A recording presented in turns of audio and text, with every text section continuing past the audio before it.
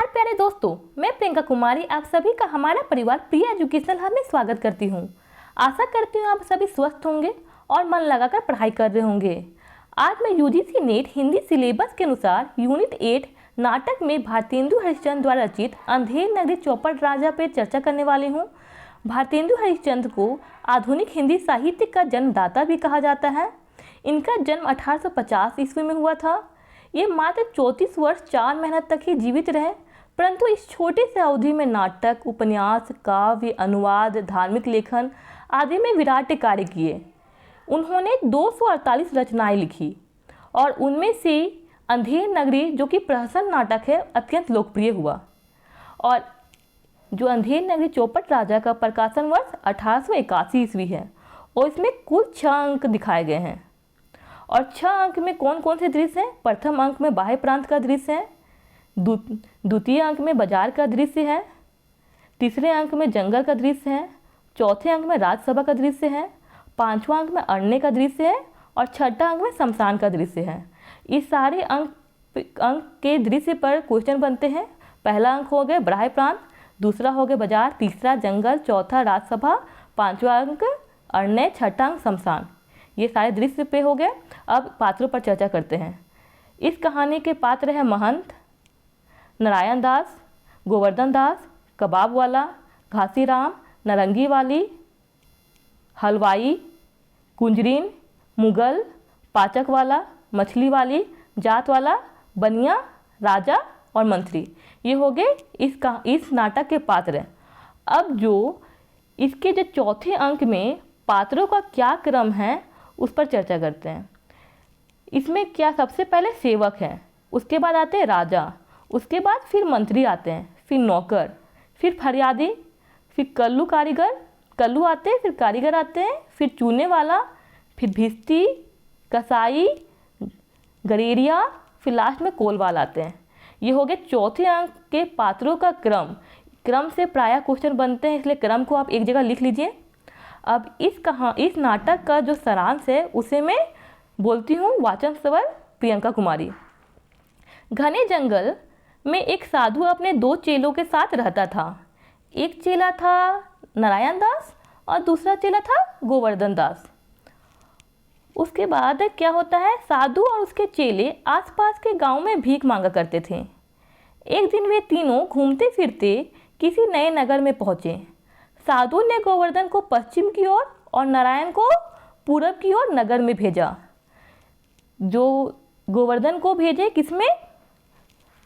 पश्चिम की ओर, और नारायण को भेजे पूरब की ओर। फिर गोवर्धन बनिए की दुकान पर पहुंचा। उसने बनिए से पूछा, क्यों भाई, आटा का क्या भाव है? बनिए ने जवाब दिया, टके सेर। गोवर्धन ने फिर पूछा, और चीनी का? फिर उसे जवाब मिला, टके सेर। दुकान पर हर चीज का भाव टके सेर ही था। गोवर्धन हलवाई की दुकान पर गया। वहां उसने भाव पूछा तो जवाब मिला, लड्डू, गुलाब जामुन, हलवा, खाजा सभी टके सेर है। गोवर्धन हक्का बक्का हो रह गया। उसने पूछा, इस नगरी का नाम क्या है? बच्चा हलवाई बोला, अंधेर नगरी। और यहाँ के राजा का क्या नाम है? चौपट राजा। गोवर्धन के मुंह में पानी आ रहा था। उसके पास 7 पैसे थे। कितने पैसे थे? 7 पैसे थे। उसने 3.5 सेर मिठाई ली और खुश होता हुआ गुरुजी के पास आया। बोला, अब हमें जहाँ तहाँ घूमने की ज़रूरत नहीं है, यहीं रहेंगे और बहुत अच्छे से रहेंगे। पर साधु ने मना कर दिया। उन्होंने बोला, ऐसे नगर में रहना ठीक नहीं। उसने दोनों चेलों को बोला चलने के लिए। नारायण तो साथ में चल गया, परंतु गोवर्धन ने साफ मना कर दिया। उन्होंने कहा, मैं यहीं रहूँगा और मज़े से जीवन बिताऊँगा। किन्होंने कहा? गोवर्धन ने कहा। मतलब गोवर्धन जो है वो आलसी है, इसीलिए वो आराम से यहाँ रहना चाहता है। फिर क्या होता है, साधु जो है चलते चलते कह गया, मेरी बात नहीं मानता तू पीछे पछताएगा। कभी संकट पड़े तो मुझे याद कर लेना। साधु और नारायण वहाँ से चले जाते हैं। एक दिन चौपट राजा का दरबार लगा था। एक फरियादी न्याय के लिए राजा के पास आया। उसने कहा, कल्लू बनिए के घर की दीवार गिरने से मेरी बकरी मर गई। किसके? कल्लू बनिए के घर से की दीवार गिरने से एक बकरी मर गई। फरियादी बोलता है राजा से कि कल्लू बनिए के घर की दीवार गिरी जिसके कारण मेरी बकरी मर गई, मुझे न्याय मिले महाराज। चौपट राजा ने आदेश दिया, कल्लू बनिए की दीवार को पकड़ कर लाओ। मंत्री कुछ समझदार था, उसने कहा, महाराज दीवार पकड़ कर नहीं लाई जा सकती। इस पर राजा ने कल्लू बनिए को हाजिर करने का आदेश दे दिया। इसके बाद कारीगर, फिर चूने वाला, भिस्ती, गरीरिया पर आरोप लगता है, किंतु अंत में राजा अपने कोतवाल को फांसी की सज़ा दे देता है। सिपाही कोतवाल को फांसी घर ले गए, किंतु फांसी का फंदा बड़ा था। चौपट राजा ने हुक्म दिया, कोतवाल की जगह किसी मोटे आदमी को फांसी दे दिया जाए। नगर में मोटे आदमी की तलाश कर दी गई। गोवर्धन पकड़ा गया।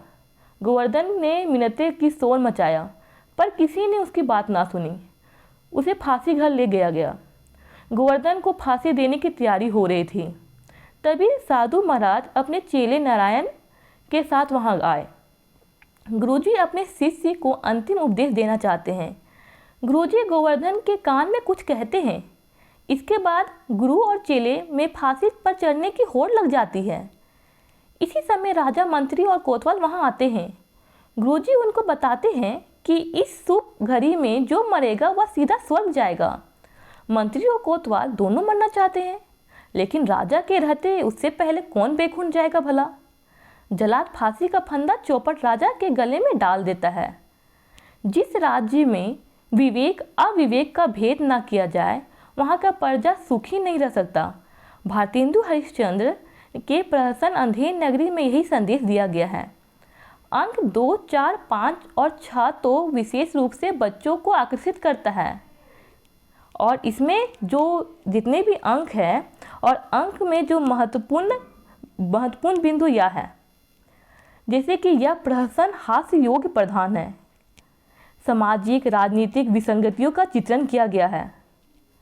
विवेकहीन तथा निरंकुश शासन व्यवस्था पर व्यंग किया गया है।